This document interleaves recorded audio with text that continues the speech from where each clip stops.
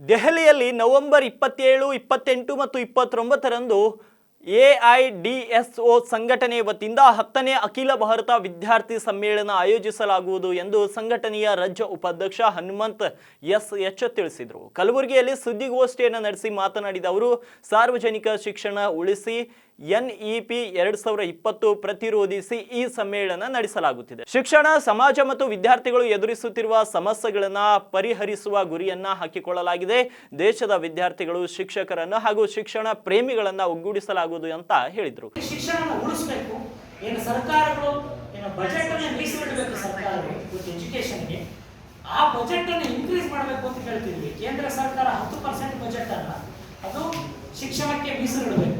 ರಾಜ್ಯ ಸರ್ಕಾರ 30% ಬಜೆಟ್ ಅನ್ನು ಅದು ಶಿಕ್ಷಣಕ್ಕೆ ಮೀಸಲಿಡಬೇಕು ಅಂತ ಹೇಳ್ಬಿಟ್ಟು ಈ ಒಂದು ಸಮ್ಮೇಳನದ ಮುಖಾಂತರ ಬಹಳ ದೊಡ್ಡ ಮಟ್ಟದಲ್ಲಿ ಇಷ್ಟೇ ಅಂದ್ರೆ ಇವತ್ತು ಸರ್ಕಾರಗಳು ಇತ್ತೀಚೆಗೆ ಪತ್ರಿಕೆಗಳಲ್ಲಿ ಬೆಳಗ್ಗೆನೆ ಓದ್ಕೊಂಡು ಬಂದೆ, ಮತ್ತೆ ಇವತ್ತು ಮೆಡಿಕಲ್ ಅಲ್ಲಿ 10% ಫೀಸ್ ಮಾಡಿದ್ದಾರೆ.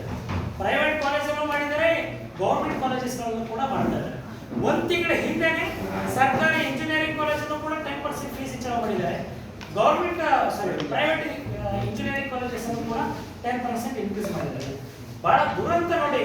ಇಲ್ಲಿವರೆಗೂ ನೀವೆಲ್ಲರೂ ಕೂಡ ಅರ್ಥ ಮಾಡ್ಕೊಂಡಿರೋದೇ ಏನಂದ್ರೆ, ಸರ್ಕಾರಿ ಇಂಜಿನಿಯರಿಂಗ್ ಕಾಲೇಜ್, ಶಾಲಾ ಕಾಲೇಜ್, ವಿಶ್ವವಿದ್ಯಾಲಯಗಳು ಇವೆಲ್ಲರೂ ಕೂಡ ಮೆರಿಟೋರಿಯಸ್ ಮತ್ತು ಬಡ ವಿದ್ಯಾರ್ಥಿಗಳಿಗೆ ಸೀಟ್ಗಳ ಈಸಿಯಾಗಿ ಸಿಕ್ಬಿಡುತ್ತಪ್ಪ, ರ್ಯಾಂಕಿಂಗ್ ಇದ್ರೆ ಅಂತ ನಾವು ಅರ್ಥ ಮಾಡ್ಕೊಂಡಿದ್ವಿ. ಆದ್ರೆ ಇತ್ತೀಚೆಗೆ ಇದಕ್ಕೆ ದೊಡ್ಡ ಒಂದು ಚಾಟಿ ಏಟನ್ನು ಇವತ್ತು ರಾಜ್ಯ ಸರ್ಕಾರ ಬೀಸಿದೆ. ಏನದು ಅಂದ್ರೆ ಯುಪಿಡಿಟಿ ಅಂತಕ್ಕಂಥ ಇಲ್ಲಿ ಕರ್ನಾಟಕದಲ್ಲೇ ಮೊಟ್ಟ ಮೊದಲ ಇಂಜಿನಿಯರಿಂಗ್ ಕಾಲೇಜು, ಬಹಳ ಹಳೆ ಕಾಲೇಜ್. ಆ ಕಾಲೇಜನ್ನ ಸರ್ಕಾರ ಇವತ್ತು ಸರ್ಕಾರಿ ಕಾಲೇಜನ್ನ 50% ಪೇಮೆಂಟ್ ಕೊಡ್ತಾ ಅಂತ ಹೇಳಿ ಮಾಡೋದನ್ನ ನೋಡಿದ್ರು. ಇದರಿಂದ ಬಹಳ ದೊಡ್ಡ ಮಟ್ಟದಲ್ಲಿ ಹೋರಾಟ ಆಯಿತು.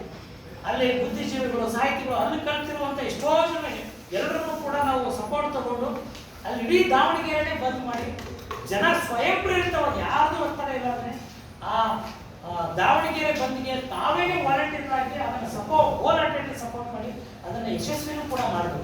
ಇದು ಎಐಡಿಎಸ್ ನೇತೃತ್ವದ ಹೋರಾಟ.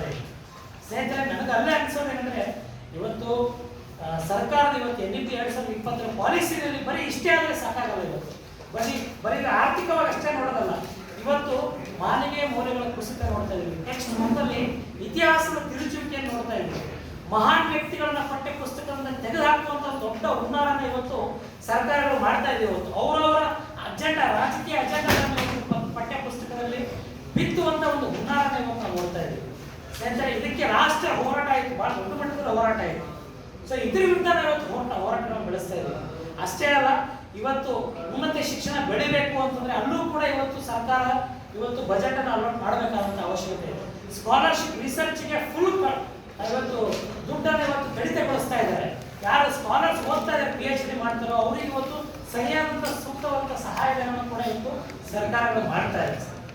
ಇಲ್ಲಿ AIDS all India democratic students organisation ಬಹಳ ಗಂಭೀರವಾಗಿ ಇವತ್ತು ವಿದ್ಯಾರ್ಥಿ ಸಂಘಟನೆ ನಿಜವಾಗ್ಲೂ ಇವತ್ತು ಪತ್ರಿಕಾಗೋಷ್ಠಿಯಲ್ಲಿ ಸಂಘಟನೆಯ ಜಿಲ್ಲಾ ಕಾರ್ಯದರ್ಶಿ ತುಳಜಾರಾಮ್ NK, ಜಿಲ್ಲಾ ಖಜಾನ್ಸಿ ವೆಂಕಟೇಶ್ ದೇವದುರ್ಗ್, ಉಪಾಧ್ಯಕ್ಷ ಪ್ರೀತಿ ದೊಡ್ಮನಿ ಉಪಸ್ಥಿತರಿದ್ದರು.